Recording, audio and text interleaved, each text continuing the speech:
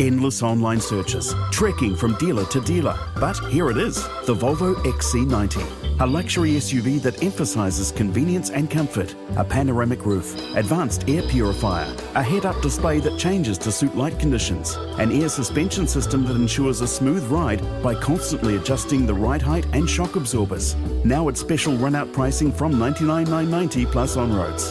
Visit Volvo Cars and discover why the Volvo XC90 is the vehicle for right now. You're listening to the Weekend Sport Podcast with Jason Pine from News Talk ZB. Redevelopment of Eden Park, deciding against backing the construction of a new downtown stadium. They stopped short, though, of backing a full upgrade to Eden Park, and furthermore said they don't want to pay any money towards redeveloping Eden Park, and in fact, they don't have any money. The government also suggesting it doesn't want to contribute the $100 million Eden Park needs to start its upgrade. Eden Park reckons the upgrade will cost around $550 million. There are suggestions that's very light and that it'll actually be closer to $1 billion. So what do we have here? Pretty much a non-decision, right? The council said, we back Eden Park, but we can't/won't throw any money at it. We don't back a new stadium, say the council, and we probably wouldn't invest in that either, even if it was to be built. So where does it leave us in terms of world-class sporting facilities for Auckland, and simply with places in Auckland that are good to watch live sport at? Rather than delve into the politics of this, I wanted to get a sports fan's view. One of the biggest I know, Mike Lane, co-founder of the Beige Brigade, head of the Alternative Commentary Collective. Thanks for crossing brands onto ZB for us, Mike. How are you? No worries, Piney. Man, is this the world's most boring non-debate of all time? God, it is so tedious, man. Like, I guarantee everyone outside of Auckland listening to this are like, who gives a stuff, with a bunch of Aucklanders who can't make their mind up, who are being held hostage by small-minded procrastinators, which Greg or Paul mentioned on Friday. Man, it's frustrating. Man, we suck. I'm embarrassed to be an Aucklander. I'm embarrassed to live in Auckland. This is the worst. As a sports fan, this is the worst. We're the pits. We suck. You'll be pleased I gave you the call to come on the show for such a such a topic. But no, yeah, it's true. Like, you look at every other Australasian major city throughout Australia: Sydney, Brisbane, Melbourne, Adelaide, Perth. They've all got new stadia. They've all got sports precincts. What do we got? Auckland, nothing. It's embarrassing. It is embarrassing. I don't know if it's going to happen in my lifetime, Piney. This is the stage I've got to. I'm a 46-year-old man. I don't think I'm ever going to see a new stadium built in Auckland in my lifetime. That's how depressed I am about this. That is crazy, because I've got a question here for you. Can you see a time where a new stadium is built on Auckland's waterfront? So clearly the answer is not for the next 50 years anyway. No, I just don't get it. There's just no vision. There's no vision whatsoever.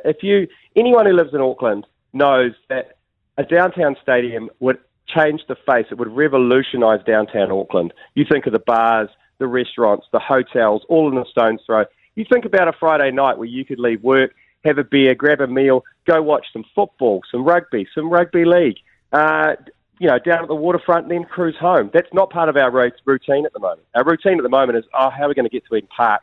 How are we going to get to Mount Smart? How are we going to get home? Basically your whole day. There's no routine. There's no habit here. And it's going to require someone with a lot of vision and a lot of nuts to do it. And unfortunately, at the moment, no one has got the actual gumption to do it. We'd rather build a $2 billion inner-city rail link that goes nowhere. I don't know, Piney. It's going to have to maybe we make it a part of, if a Russian oligarch wants to live in New Zealand, maybe part of that is you're going to have to build a stadium, then you can go live up the Bay of Islands somewhere. That should be, maybe that's a concession we should have, because it's going to have to take a Bill Foley. It's going to have to take a billionaire. Look at the Mowbrays. Come on, what are they up to? It's going to have to take someone like that to actually instigate this, because I'm afraid it's not going to come from the council and it's not going to come from the government. We'll get to the Mowbrays and Bill Foley in a moment and what they want to do at Western Springs. But so is it the access? Is it the getting there? Once you get there, Eden Park, what do most people think about watching sport at Eden Park, do you think? Oh, look, rugby, it's not bad. It's not bad. Look, I don't hate on Eden Park. I've had some great times at Eden Park. The people that run it are amazing. The fact they turned around 3 codes in 4 days the other weekend, It's great, but cricket, no thanks. Test match cricket, when was the last time there was a test match played in Auckland? I can't remember, 10 years ago maybe? Yep. As a cricket fan, move out of Auckland because you're not going to see much international cricket. But the thing with Eden Park, it's a great stadium. I like it. It's just in the wrong place, Piney. It is in the wrong place. It's not serviced by any major bars or hotels. They say you can catch a train straight there. Yeah, if you're willing to hang around for kind of an hour to get home, that's fine. But I don't know. It serves a purpose at the moment. It's the best we've got, and we're kind of living with it when we don't have to. We don't, like I said, we're the only Australasian city without a modern stadium. How do people feel about Mount Smart? Same thing. Is it just getting there? Yeah, look, Mount Smart. If you took a visitor from overseas, because I just came back from, you called me in Vegas. I can't hardly remember the phone call, but I did go to a couple of ice hockey games over there, and obviously we went to LGA Stadium for the Warriors. Man, that's next level. Like, in terms of the stadia there, in terms of what you can do, in terms of the facilities, if you took someone to Mount Smart, mildly embarrassing. Like, they've got a very faithful group of fans in the AFC and the Warriors, but if you take a step back and look at that stadium, it's not great. And it's in the middle of industrial Penrose, South Auckland. Again, no bars, no restaurants, no hotels. It's not serving anyone downtown. It's not helping the city out at all. So, look, they're not great. I'm frustrated. You could probably tell, Piney, as a sports fan, it's frustrating to watch all this unfold. And you just end up yelling at the clouds. I don't know how we're going to fix it. I don't know what's going to happen. We'll probably you'll ring me next year. We'll talk about this, and the year after, and we'll probably you can just press repeat on my interview because it'll be the same thing.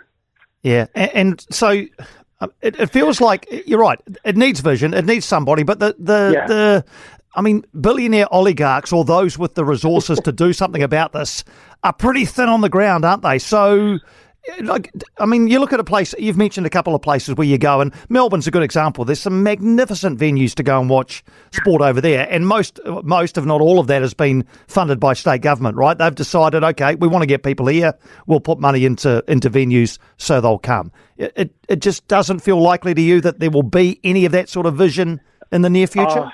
Oh God, it's going to have to take someone special in terms of council to have the vision to do it. Because it will pay dividends. It will pay dividends in Central Auckland if you have someone who comes in with a bit of vision. I feel like it's probably going to have to be a kind of private-public partnership. I think there's going to have to be someone like a Bill Foley who'll go, hey, I'll help out here to a degree. But who's going to benefit the most from having a new stadia and a sports precinct in downtown Auckland? It's going to be Auckland. It's going to be all the hospitality. It's going to be the tourism, everything else. So they have to front up and be involved and invest in the city. So they say they want to invest in infrastructure, but whatever. I mean, the inner city rail link is the biggest joke there's ever been. It's cost billions of dollars. They can't even mow the berms, as Gregor Paul mentioned in his article. So you know what, Piney? I'm moving to Christchurch. You know what? That's the new that is the new home of sport in New Zealand. It is. It's got Hagley Oval. When Takaha's finished, it's going to be a covered stadium, perfect for football, built for rugby. You're right on the sideline. You're not 30 metres back like you are at Sky Stadium in Wellington. You know, it's going to be the new home of sport in New Zealand, and that's it. I'm out. I'm done. I'm moving to Christchurch. I never thought I'd say that. I'll still support the Chiefs, though. Well, I don't have any more questions. Do you have any more comments? Sorry, Piney. You can tell you've rung the wrong person on this one. I have, even the choice of going to those two options, Key Park, they completely ignored the Wynyard Quarter, the tank farm option, which was the only pitch in there that took into account cricket and using Victoria Park as a cricket option, as making that part of the sports precinct with a stadium on the tank farm, a smaller 10,000-seat stadium for basketball, tennis, and then building a walkway down to Victoria Park where you could host international cricket on Victoria Park. They were the only ones that thought through the whole vision, yet they were ignored in favour of Key Park, which, let's be honest, was never going to happen with the fact they had to move railway tracks or build over railway tracks. So, I don't know. This whole... on our agenda podcast, Piney, we've banned any more discussion on the Auckland Stadium debate because it's just so tedious. it's so boring, and nothing's ever going to happen, and it's so frustrating as a sports fan to sit back and watch this shambles. Well, I'm glad the embargo doesn't extend to News Talk ZB's weekend sports show, Mike. It's been educational listening to you, mate, and entertaining, and in many ways quite frustrating as well. So I'll tell my friends in Christchurch to expect your inquiry into some of the better real estate in that area soon, and hopefully we can catch up again soon. Yeah, okay, mate. We're coming to Christchurch. Watch out. Mike Lane. What a legend of a man. Head of the Alternative Commentary Collective. Forthright in his views, extremely honest, authentic, and makes a lot of sense, doesn't he? Makes a heck of a lot of sense. For more from Weekend Sport with Jason Pine, listen live to News Talk ZB weekends from midday or follow the podcast on iHeartRadio.